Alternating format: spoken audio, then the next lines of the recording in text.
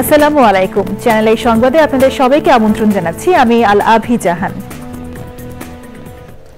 বিস্তারিত সংবাদের শুরুতেই জানিয়ে দিচ্ছি ফ্রেশ আটা ময়দা সুজি সংবাদ শিরোনামগুলো।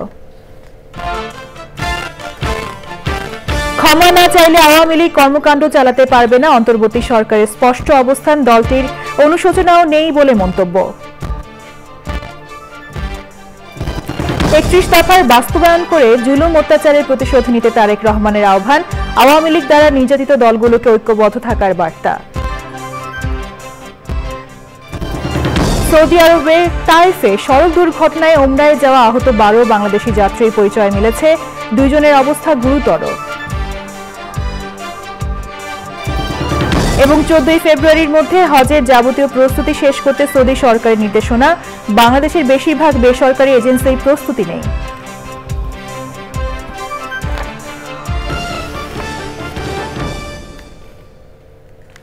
সংবাদ শিরোনামগুলো জানাচ্ছিলাম। এখনকার এই সংবাদ আয়োজন একই সঙ্গে চ্যানেল আই এর ইউটিউব চ্যানেলে এবং চ্যানেল আই এর ওটিটি প্ল্যাটফর্ম আই স্ক্রিনে লাইভ স্ট্রিম হচ্ছে। এবার বিস্তারিত। গণহত্যার জন্য যতদিন ক্ষমা না চাইবে এবং যতদিন নেতাদের বিচার না হবে ততদিন আওয়ামী লীগকে তাদের কর্মকাণ্ড চালাতে দেওয়া হবে না, সরকারের এমন স্পষ্ট অবস্থানের কথা জানিয়েছেন প্রধান উপদেষ্টার প্রেস সচিব। বলেছেন, আওয়ামী লীগের কোনো অনুশোচনা পর্যন্ত নেই। মোস্তফা মল্লিকের রিপোর্ট। মঙ্গলবার রাতে আওয়ামী লীগের ভেরিফাইড ফেসবুক পেজের মাধ্যমে কর্মসূচি ঘোষণা করে দলটি। ফেব্রুয়ারি মাসে প্রচারপত্র বিলি, প্রতিবাদ মিছিল, সমাবেশ, বিক্ষোভ মিছিলের কর্মসূচি শুধু নয়, অবরোধ এবং সকাল সন্ধ্যা সর্বাত্মক কঠোর হরতাল কর্মসূচি ঘোষণা করা হয়। রাজধানীর ফরেন সার্ভিস একাডেমিতে নিয়মিত সংবাদ সম্মেলনের আয়োজন করে প্রধান উপদেষ্টার প্রেস উইং। সংবাদ সম্মেলনে সাংবাদিকরা জানতে চান, আওয়ামী লীগের অবরোধ এবং হরতাল কর্মসূচি ঘোষণায় সরকারের অবস্থান কি। আপনার আমার চোখের সামনে দিয়ে বাচ্চা বাচ্চা ছেলে মেয়েদেরকে খুন করা হলো এবং অনেক কত শত ছেলে চোখের অন্ধ হয়ে গেছে, অনেকে সারা জীবনের জন্য ক্রিপল হয়ে গেছে। তারপরে এদের মধ্যে তো কোনো অনুশোচনা নাই, রিমোর্স নাই, রিগ্রেট নাই। বাংলাদেশে যতদিন না তারা ক্ষমা চাচ্ছে, যতদিন না তাদের এই লিডারশিপকে ট্রায়ালের মধ্যে আনা হচ্ছে, যতদিন না তাদের অ্যাকাউন্টেবিলিটির মধ্যে আসছে, ততদিন তাদের কোনো প্রোটেস্ট করার আসলে করতে দেওয়া হবে না। প্রোটেস্ট কোনো ধরনের কোনো না। বাংলাদেশের মানুষকে আগে তাদেরকে আগে বিচারের সম্মুখীন হতে হবে। আমাদের স্পষ্ট অবস্থান এখানে। আওয়ামী লীগের সব কর্মী ও নেতাই হত্যাকারী নয়, তৃণমূলের অনেক কর্মী আওয়ামী লীগেরই রাজনীতি করতে চান। এমন প্রশ্নের উত্তরে প্রেস সচিব বলেন, আওয়ামী লীগের কোনো পর্যায়ের নেতাই গণহত্যা নিয়ে অনুতপ্ত নয়। আওয়ামী লীগ তাদের পার্টি সম্পদ না হলে আওয়ামী লীগের কে এসে বলছে যে আমি হাসিনার লিডারশিপ মানি না, আমি একটা ক্লিন লিডারশিপ চাই? কে এসে অনুতপ্ত হচ্ছে? বরঞ্চ এদের অনেকে মিথ্যা কথা বলছে। সংবাদ সম্মেলনে জানানো হয়, শিগগিরই সাংবাদিকদের জন্য অ্যাক্রিডিটেশন কার্ডের নীতিমালা চূড়ান্ত হবে। অস্থায়ী বা স্থায়ী নয়, কার্ড হবে একটি এবং কার্ডের মেয়াদ হবে ৩ বছর। Mostafa Mallik, channel I, Dhaka. বিএনপির ভারপ্রাপ্ত চেয়ারম্যান তারেক রহমান বলেছেন, ৩১ দফা বাস্তবায়ন করে সকল অন্যায় অত্যাচারের প্রতিশোধ নিতে হবে। খুলনা বিভাগের ৩১ দফা প্রশিক্ষণ কর্মশালায় ভার্চুয়ালি যুক্ত হয়ে তিনি বলেন, আওয়ামী লীগ সরকারের সময়ে নির্যাতিত সকল রাজনৈতিক দলের ঐক্যবদ্ধ থাকতে হবে, আর বড় রাজনৈতিক দল হিসেবে বিএনপির দায়িত্ব বেশি। মুক্তিযুদ্ধের সময় একদল বর্ডার পার হয়ে গিয়েছিল, আরেক দল সরাসরি বিরোধিতা করেছে মন্তব্য করে তিনি বলেন, দেশের সব সংকটে বিএনপি মানুষের পাশে ছিল। রাহুল রায়ের রিপোর্ট। রাষ্ট্র সংস্কারে বিএনপির ৩১ দফা নিয়ে চলছে বিভাগীয় প্রশিক্ষণ কর্মশালা। বুধবার খুলনা বিভাগের কর্মশালায় অংশ নেন যশোর, ঝিনাইদহ ও নড়াইল জেলার নেতারা। আজকের অন্য কর্মশালাগুলোর মতোই লন্ডন থেকে ভার্চুয়ালি যুক্ত হন বিএনপির ভারপ্রাপ্ত চেয়ারম্যান তারেক রহমান। রাষ্ট্রের কল্যাণে রাজনৈতিক দলগুলোর ঐক্যবদ্ধ থাকার কথা বলেন তিনি। পলাতক স্বৈরাচার চুরি, দুর্নীতি, লুটপাট করে সব সাফা করে দিয়ে গিয়েছে। যারাই দায়িত্ব পাক আগামী দিনে, সেই দলটির বা যারা দায়িত্ব পাবে তাদের অত্যন্ত কষ্ট হবে। কিন্তু এই কষ্ট আমরা তখনই হাসি মুখে এই কষ্টকে আমরা সহজ করে নিতে পারবো আমরা যদি সকলে ঐক্যবদ্ধ থাকি। যেই দলগুলো, রাজনৈতিক দলগুলো গণতান্ত্রিক আন্দোলনে আমরা একসাথে সংগ্রাম করেছি, অত্যাচার নির্যাতন সহ্য করেছি, জেল জরিমানা সহ্য করেছি, সেই সকল রাজনৈতিক দলকে আমাদেরকে ঐক্যবদ্ধ থাকতে হবে। মুক্তিযুদ্ধে রাজনৈতিক দলগুলোর ভূমিকা নিয়েও কথা বলেন বিএনপির ভারপ্রাপ্ত চেয়ারম্যান। কোন রাজনৈতিক দলের কে আমরা দেখেছি 71 সাল যদি আমরা বিবেচনা করি, আমরা দেখেছি তারা কিভাবে এদেশের মানুষকে যুদ্ধের মুখে ঠেলে দিয়ে, যুদ্ধকে সঠিকভাবে সংগঠিত না করে বর্ডার ক্রস করে অন্য জায়গায় চলে গিয়েছে। যতদিন পৃথিবী থাকবে, যতদিন বাংলাদেশ থাকবে, এই বাংলাদেশের সবচাইতে বড় অর্জন, বাংলাদেশের মানুষের সবচাইতে বড় অর্জন বাংলাদেশের স্বাধীনতা যুদ্ধ। আমরা কাউকে দেখেছি সেই স্বাধীনতা যুদ্ধের বিরোধিতা করতে। দেশের সংকটকালীন মুহূর্তে বিএনপি এসে দাঁড়িয়েছে, দেশের মানুষ বিএনপির উপরে আস্থা রেখেছে। নেতাকর্মীদের উদ্দেশ্যে তারেক রহমান বলেন, রাষ্ট্রের কল্যাণে কাজ করেই সকল নির্যাতনের জবাব দিতে হবে। প্রতিশোধ সেদিনই সফল হবে যেদিন বাংলাদেশের মাটিতে আমরা বাংলাদেশের মানুষের জন্য এই 31 দফাকে বাস্তবায়ন করতে সক্ষম হব। রাহুল রায়, চ্যানেল আই, ঢাকা। সৌদি আরবের তায়েফে সড়ক দুর্ঘটনায় ওমরা করতে যাওয়া আহত 12 জন বাংলাদেশি যাত্রীর পরিচয় পাওয়া গেছে। আহতদের মধ্যে কুমিল্লার বুড়িজং থানার কুসুমপুর গ্রামে সাহেরা খাতুন এবং জোসনা বেগম নামে 2 জন ওমরা যাত্রীর অবস্থা গুরুতর। তারা তায়েফের কিং ফয়সাল হাসপাতালে চিকিৎসাধীন রয়েছেন। অন্যরা হলেন আব্দুল কাদের, মোহাম্মদ সুলাইমান, মোহাম্মদ রফিক মিয়া, ওমর ফারুক, মোহাম্মদ দেলোয়ার হোসেন, মোহাম্মদ আনোয়ার হোসেন, শওকত আরা, কাকুলি আক্তার, সাদিয়া আক্তার ও আফরোজা আক্তার। আহত এই 10 জনকে হাসপাতাল থেকে প্রাথমিক চিকিৎসার পর ছেড়ে দেওয়া হয়েছে। ওমরা যাত্রীরা বাংলাদেশের একটি বেসরকারি ট্রাভেল এজেন্সির মাধ্যমে পবিত্র ওমরা পালন করার জন্য সৌদি আরবের মক্কায় এসেছিলেন। গত মঙ্গলবার মক্কা ফেরার পথে সড়ক দুর্ঘটনায় আহত হন তারা। 5ই আগস্ট পরবর্তী সময়ে রাজনৈতিক দলগুলোর মধ্যে তৈরি হওয়া জাতীয় ঐক্যে কিছুটা ফাটল ধরেছে বলে মনে করে ইসলামী আন্দোলন বাংলাদেশ, খেলাফতে মজলিস ও জমিয়তে উলামায়ে ইসলাম বাংলাদেশ। তবে আওয়ামী লীগের বিষয়ে সব দল ঐক্যবদ্ধ রয়েছে বলে জানিয়েছেন এই 3 দলের নেতারা।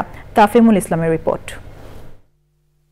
জুলাই আগস্টে ছাত্র জনতার ব্যানারে সব রাজনৈতিক দল ঐক্যবদ্ধ হয়ে আওয়ামী লীগ সরকারের পতন ঘটায়। 5ই আগস্টের পর ফ্যাসিবাদ বিরোধী রাজনৈতিক দলগুলোর মধ্যে ঐক্য থাকলেও সম্প্রতি কয়েকটি ইস্যুতে মতবিরোধ দেখা দিয়েছে। তবে একে বড় করে দেখার কিছু নেই বলছেন ইসলামী দলগুলোর শীর্ষ নেতারা। কিছু পারদর্শিত এক অন্যের বিরুদ্ধে কথা বলে, তাই তো পারদর্শী জামাত কিছু কথা ইঙ্গিতে বলে, ওরা আবার জামাতের বিরুদ্ধে কথা বলে। তাই জন্য এই বিষয়টা এখন এই মুহূর্তে প্রয়োজন নাই। বিজয় পরবর্তী বাংলাদেশ বিনির্মাণে আমাদের জাতীয় ইস্যুগুলোতে কমপক্ষে ঐক্যবদ্ধ থাকা এটা দেশ ও জাতির প্রত্যাশা ছিল। এই জায়গায় আমরা একটু ফাটল লক্ষ্য করছি। তর্ক বিতর্কটাই ফাটলের কারণ না, মত ব্যক্ত করাই অনৈক্যের কারণ না। মত ব্যক্ত করতেই পারে, প্রত্যেকের মত ব্যক্ত করতেছে। তাদের মতে মতের ভিন্নতা থাকলেও আওয়ামী লীগের বিষয়ে সব দলই ঐক্যবদ্ধ। যে এই নির্বাচনে তাকে জড়ানো দরকার নেই, এমন এক ব্যবস্থা করতে হবে যাতে দল না জড়াতে পারে। দল ব্যান হোক আর না হোক, কিন্তু নির্বাচনে এদেরকে ব্যান করতে হবে, নতুন নামে আসতে হবে। আমাদের একটা জায়গায় ঐক্যবদ্ধ হওয়া উচিত, এর কোনো বিকল্প নাই বলে আমি মনে করি। সেটা হলো যে পরাজিত শক্তি যেন কোনোভাবেই পুনর্বাসিত হওয়ার স্পেস না পায়। ফ্যাসিবাদকে দ্বিতীয়বার ক্ষমতায় নানাভাবে সবাই কিন্তু একমত, এই ব্যাপারে কেউ দ্বিমত নেই। কাজে এখন যদি দেখেন তর্ক বিতর্ক চলতেছে, কিন্তু ওই ব্যাপারে সবাই একমত। জাতীয় ঐক্যের স্বার্থে সব রাজনৈতিক দলকে কথা বলার ক্ষেত্রে সংযত হওয়ার আহ্বান জানান ইসলামী দলগুলোর নেতারা। তাফিমুল ইসলাম, চ্যানেল আই, ঢাকা। সংস্কৃতি সংক্রান্ত সব বিষয়ে একটি মন্ত্রণালয়ের অধীনে থাকা উচিত বলে মনে করেন সংস্কৃতি বিষয়ক উপদেষ্টা মোস্তফা সরোয়ার ফারুকী। চলচ্চিত্র উন্নয়ন সংক্রান্ত যত প্রস্তাবনা রয়েছে তা বাস্তবায়নে শিক্ষার্থীদের রাস্তায় নামার আহ্বান জানিয়েছেন তিনি। ঢাকা বিশ্ববিদ্যালয়ের সিনেট ভবনে জাতীয় চলচ্চিত্র সম্মেলনে এই কথা বলেন সংস্কৃতি উপদেষ্টা। Sultana হিমুর report.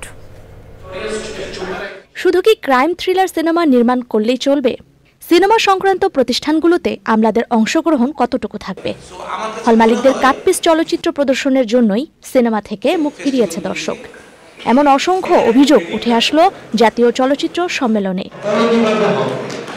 Bangladesh film students association আয়োজিত 4 ঘণ্টার এই সম্মেলনে চলচ্চিত্র ইন্ডাস্ট্রির সংস্কারে নানা প্রস্তাবনা তুলে ধরেন নির্মাতা, অভিনয়শিল্পী, হল মালিক ও শিক্ষার্থীরা। চলচ্চিত্রের জন্য আলাদা মন্ত্রণালয়ের দাবি জানান নির্মাতা ও ওটিটি প্ল্যাটফর্মের সংশ্লিষ্টরা। পরিচালকরা কিভাবে সিনেমা বানাবে, এই মুহূর্তে প্রযোজকরা কিভাবে সিনেমা বানাবে, ডিস্ট্রিবিউটররা কিভাবে ডিস্ট্রিবিউশন করবে, এক্সিবিটরদের সিনেমা হলগুলো কিভাবে বেঁচে থাকবে, এই জিনিসটাই তো অ্যাড্রেস হচ্ছে না। সাবজেক্ট অনেক আছে, শুধুমাত্র ক্রাইম থ্রিলার এগুলো সাবজেক্ট না। আমি কোনো এগেইনস্টে না, তবে একজন দর্শক হিসেবে আমি সব সাবজেক্টের উপরে সিনেমা দেখতে চাই। হল মালিকরা যারা আছেন কেউ কখনো হল মালিকদেরকে এই জিনিসটা পয়েন্ট আউট করে নাই যে আপনারা কেন কাকুর ছবি চালাইবেন, যে আপনারা মিডল ক্লাসকে, আমাদের মা চাচি ফুপি যারা ফিল্ম দেখতে চাইতো আমাদেরকে বলে নিয়ে তাদেরকে হল থেকে বের করে দিয়েছেন। এই আয়োজনে যোগ দেন সংস্কৃতি উপদেষ্টা। দাবি দাওয়া দ্রুত বাস্তবায়নে সরকারকে বাধ্য করতে শিক্ষার্থীদের রাজপথে নামার পরামর্শ দেন তিনি। আমরা গভর্নমেন্ট আছি কিনা ভুলে যান, আপনারা রাস্তায় নামেন, আপনারা আমাদেরকে ঘেরাও করেন এবং আমাদের বাধ্য করেন যে প্রস্তাবগুলো আমরা সবাই জানি যে আমাদের করা উচিত, starting from ticketing, box office, share money, hall modernisation করার জন্য হলকে টাকা দেয়া, স্টেক হোল্ডার্সদেরকে নিয়ে দ্রুত ওয়ার্কশপে বসে কনসেপ্ট নোটটা তৈরি করবে যে এই সমাধানগুলো আমাদের প্রয়োজন। Everything has to come under one umbrella. মন্ত্রণালয়ের কাজের গতি এবং ধরনেও পরিবর্তন জরুরি বলে মনে করেন সংস্কৃতি উপদেষ্টা। Sultana Himu, channel I, Dhaka. শুরু হয়েছে চলতি বছরের হজের প্রস্তুতি। 14 ফেব্রুয়ারির মধ্যে হজের যাবতীয় প্রস্তুতি শেষ করতে সৌদি সরকারের নির্দেশনা রয়েছে। সরকারি ব্যবস্থাপনায় বাংলাদেশি হজ যাত্রীদের বাড়ি ভাড়া সম্পন্ন হলেও বেশিরভাগ বেসরকারি হজ এজেন্সি এখনো হজ কার্যক্রমের প্রস্তুতি গ্রহণ না করায় সংশয় দেখা দিয়েছে সুষ্ঠু হজ ব্যবস্থাপনা নিয়ে। মদিনা থেকে MY আলাউদ্দিনের রিপোর্ট। পবিত্র হজ পালনে প্রস্তুতি নিচ্ছে সৌদি সরকার। চলছে মক্কা, মদিনা, মিনা, মুজদালিফায় সৌন্দর্য বর্ধনের কাজ। সৌদি সরকারের বেঁধে দেয়া সময়ের মধ্যে মক্কা মদিনায় সরকারি ব্যবস্থাপনায় হজ যাত্রীদের বাড়ি ভাড়া সম্পন্ন হওয়ার কথা জানিয়েছেন ধর্মসচিব AKM আফতাব হোসেন প্রামাণিক। মদিনায় বাংলাদেশ হজ মিশনে গণমাধ্যম কর্মীদের সাথে মত বিনিময়ে বেসরকারি এজেন্সিগুলোকে দ্রুত হজের কার্যক্রম শেষ করার আহ্বান জানানো হয়। মক্কার সরকারি হাজিদের জন্য বাড়ি ভাড়ার কাজটা আমরা ইতিমধ্যে সম্পন্ন করেছি। 6টা বাড়ি আমরা নির্বাচন করেছি। বেশিরভাগ হজ এজেন্সি এখনো প্রয়োজনীয় সেবা চুক্তি তারা সম্পন্ন করে নাই মর্মে জানা যায়। আগামী 14 ফেব্রুয়ারি 2025 খ্রিস্টাব্দ তারিখের মধ্যে আবশ্যিকভাবে এই চুক্তিগুলো সম্পন্ন করার জন্য অনুরোধ জানাচ্ছি। বাংলাদেশের বেশিরভাগ বেসরকারি হজ এজেন্সি মক্কা মদিনায় বাড়ি ভাড়া এখনো শুরু করেনি বলে জানা গেছে। যদিও সৌদি সরকারের নির্দেশনা অনুযায়ী 14 ফেব্রুয়ারির মধ্যেই শেষ করতে হবে হজের যাবতীয় প্রস্তুতি। সরকারি থেকে নোটিশ আসছে 14 ফেব্রুয়ারির মধ্যে বাড়ি ভাড়া সকল কার্যক্রম, মিনা, মুজদালিফা, আরাফা, তাবু ভাড়া, অন্যান্য কার্যক্রম শেষ করার জন্য। আলহামদুলিল্লাহ আমি চলে আসছি, যাতে করে আগে চলে আসার কারণে মক্কা মদিনা ভালো বাসাগুলো নিতে পারি। গত বছর ইনসিডেন্টগুলি ঘটেছিল বিশেষ করে মিনা, মুজদালিফা, আরাফায় হজের ব্যবস্থাপনা সম্পন্ন করার তাগিদ জানিয়েছেন তারা। সৌদি আরবের মদিনা থেকে MY আলাউদ্দিন, চ্যানেল আই। শহর বাড়ছে, তৈরি হচ্ছে নতুন রাস্তাঘাট, পরিবর্তনের ছোঁয়ায় পাল্টে যাচ্ছে উত্তরের ট্রানজিট শহর বগুড়া। এই পরিবর্তনের মাঝেও শহরের সবুজ অক্ষুণ্ণ রাখতে অনেকেই উদ্যোগ নিয়েছেন নিজের বাসভবনে সবুজের সমারোহ ঘটাতে। বগুড়ার জলেশ্বরী তলার GC পালিত শঙ্কর তেমনই এক উদ্যোক্তা। তার ছাদ কৃষি নিয়ে শাইখ সিরাজের রিপোর্ট। বগুড়া জেলখানা রোডে এই বাড়িটি অন্যরকম সৌন্দর্য ছড়াচ্ছে সবুজের আয়োজনে। তরুণ ব্যবসায়ী GC পালিত শঙ্কর ভবনটির উপরিভাগে 3 স্তরে সাজিয়েছেন ছাদ কৃষি কার্যক্রম। পরিকল্পিতভাবে এখানে ফসল বৈচিত্র্য ঘটানোয় শহর কেন্দ্রিক জীবনে উপভোগ করছেন ফসল উৎপাদনের সুখ। আমরা আসলে গ্রামের মানুষ, তো প্রকৃতি ভালো লাগে, গাছ ভালো লাগে, সবজি ভালো লাগে। তো 2018 সালে আমরা এই জায়গাটায় বিল্ডিং যখন শুরু করি, কাজ শুরু হয় মনে হয় 16-18তে কমপ্লিট হয়। তখন থেকে আমরা প্ল্যানিং করেছি যে 3 স্টেজের রুফ গার্ডেন করার জন্য। শুধু নিজেই ফসল উৎপাদন করছেন না, তিনি হয়ে উঠেছেন অনেকের অনুপ্রেরণার উৎস। 300-র মতো টব আছে, ওই তো ফলদ বৃক্ষ আছে, ভেষজ আছে। আমার তো মনে হয় ছাদে যদি আমরা সবজিও চাষ করি ফলের পাশাপাশি অনেক সুবিধা। এই যেমন আমরা পুঁই শাক লাগাইছি, মিষ্টি কুমড়া আছে ওখানে, ফল সবজি সবই মোটামুটি ভালোই আর কি চলে। এখান থেকে সার্ভিস ভালোই, এখান থেকে পরিবারের যা চাহিদা পরিবারে যায়। আমার অফিসে প্রায় 40 জন লোকের লাঞ্চ হয় ডেইলি। তবে আগ্রহীদেরকে টিকিয়ে রাখতে প্রয়োজন সরকারের ছাদ কৃষি ভিত্তিক নীতি পরিকল্পনার বাস্তবায়ন। সবাই এইভাবে যে ছাদ বাগান করে তাহলে তো অনেক সরবরাহ বেড়ে যায় বাজারে, নিজে বাজার থেকে কিনতে হয় না। অলরেডি তো বগুড়া পৌরসভা আমার জানা মতো বা ন্যাশনালি মনে একটা ঘোষণা আছে, ছাদ কৃষি থাকলে 10% রিবেট। হ্যাঁ, 3 স্তর বিশিষ্ট ছোট্ট এই ছাদ কৃষিটিতে ফসল বৈচিত্র্য উল্লেখ করার মতো। শাক সবজি থেকে শুরু করে নানান জাতের ফল ফলাদি এখানে সন্নিবেশ ঘটানো হয়েছে এবং এই উদ্যোক্তা মনে করছেন যে ছাদ কৃষি সম্প্রসারণের জন্য সবচেয়ে বড় অন্তরায় হচ্ছে উন্নত জাতের চারা পাওয়া। আবারও ঘুরে ফিরে সেই অনলাইন এবং নার্সারির উপরে আস্থা পুরোপুরি রাখা যাচ্ছে না। বিষয়টির দিকে সবাই যত্নবান হবেন, এটাই তার প্রত্যাশা। বগুড়ার জলেশ্বরীতলা থেকে শাইখ সিরাজ, চেন্নাই। ক্রিকেটারদের বকেয়া পাওনা ইস্যুতে সমালোচিত দুর্বার রাজশাহী একের পর এক বিতর্কিত ঘটনা ঘটিয়ে চলেছে। অর্থ সংকটে থাকা ফ্র্যাঞ্চাইজিটি এবার দেশি ক্রিকেটারদের টিম হোটেল ছাড়তে বলেছে। এভাবেই তারা আর্থিক সংকট সামাল দেওয়ার চেষ্টা করছে। তবে দলের বিদেশি ক্রিকেটাররা হোটেলে থেকেই ঢাকা পর্বের ম্যাচে অংশ নিচ্ছেন। দুর্বার রাজশাহী এই ঘটনার ব্যাখ্যা দিয়ে বিজ্ঞপ্তিতে জানিয়েছে, বিরতি থাকায় ক্রিকেটারদের 3 দিনের ছুটি দেওয়া হয়েছে। দেশি ক্রিকেটারদের মধ্যে যাদের পরিবার ঢাকায় থাকে তারা ছুটি কাটাতে হোটেল ছেড়েছেন। দুর্বার রাজশাহী প্লে অফ খেলতে পারবে কিনা তা জানা যাবে 1 ফেব্রুয়ারি গ্রুপ রাউন্ডের ম্যাচ শেষে। প্লে অফে রাজশাহীর খেলা নিশ্চিত হলে 2 ফেব্রুয়ারি দেশীয় ক্রিকেটাররা আবারও হোটেলে চেক ইন করবেন। ওদিকে ক্রিকেটারদের বকেয়া পাওনা ও অন্যান্য ভাতা পরিশোধের জন্য 2 ফেব্রুয়ারি পর্যন্ত বিসিবির কাছ থেকে সময় নিয়েছেন দুর্বার রাজশাহীর কর্ণধার শফিক রহমান। এ পর্যায়ে রয়েছে কৃষি সংবাদ।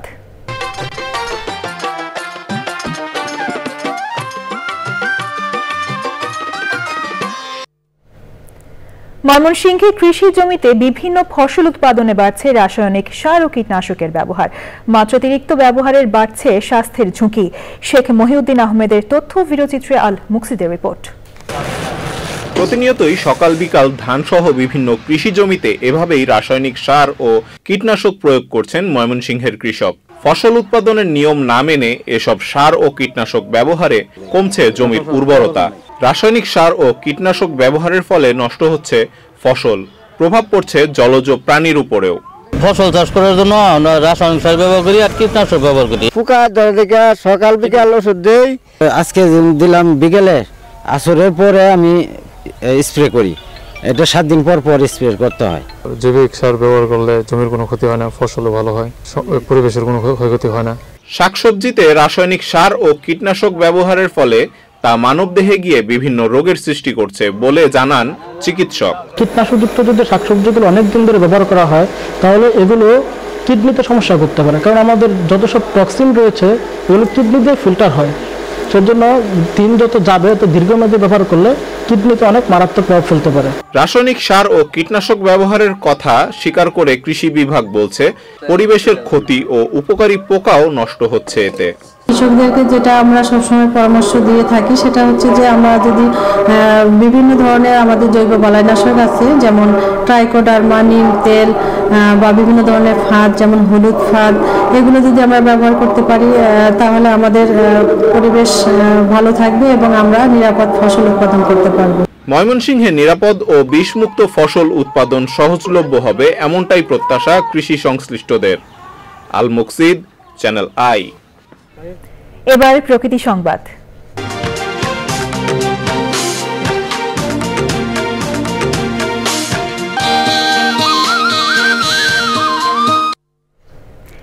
একসময় প্রকৃতিতে শীত আসলেই আবহমান বাংলার ঘরে ঘরে শুরু হতো হরেক রকমের পিঠা পুলি তৈরির আয়োজন, কিন্তু কালের পরিক্রমা আর শহরে খাদ্যাভাসে সোনালী ঐতিহ্য এখন শুধুই ধূসর স্মৃতি। বিলুপ্ত প্রায় বাংলার ঐতিহ্য ধরে রাখতেই শরীয়তপুরে 2 দিনের পিঠা উৎসব। সংশ্লিষ্টরা বলছেন, নতুন প্রজন্মকে রকমারি পিঠাপুলির সাথে পরিচয় করিয়ে দিতেই এই আয়োজন। এস.এম. মজিবুর রহমানের রিপোর্ট। কয়েক দশক আগেও ঋতুচক্রের পালাবদলের সঙ্গে ভোজন রসিক বাঙালির খাবারেও আসতো ভিন্ন মাত্রা।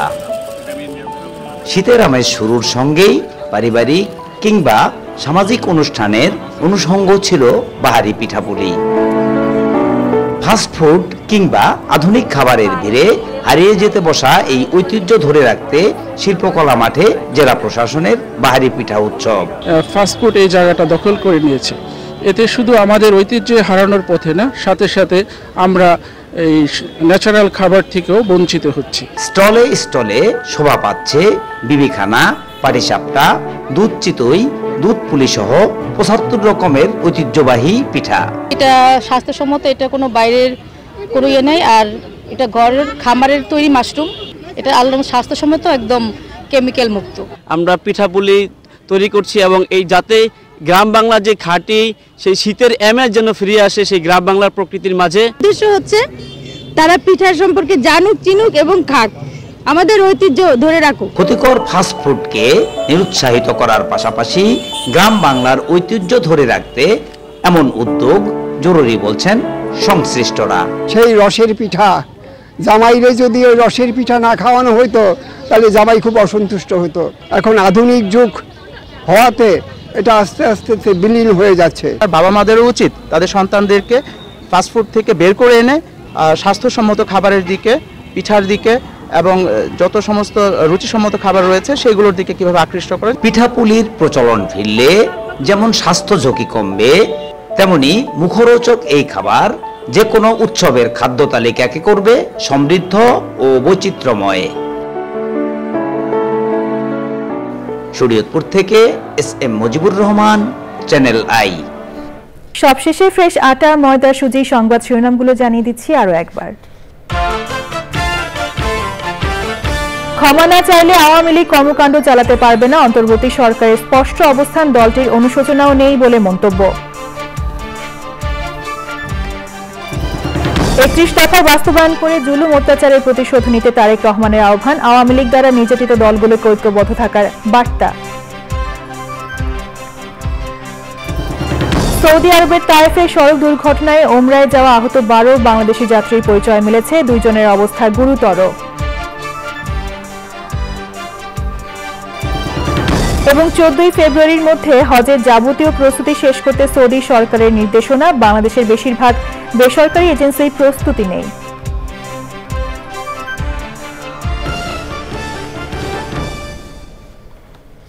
চ্যানেল আই এর সর্বশেষ সংবাদ জানতে ভিজিট করুন channelionline.com এ। যুক্ত থাকুন আমাদের সোশ্যাল মিডিয়া প্ল্যাটফর্মগুলোর সাথে। পরবর্তী শীর্ষ খবর দেখার আমন্ত্রণ জানিয়ে শেষ করছি। ধন্যবাদ সবাইকে।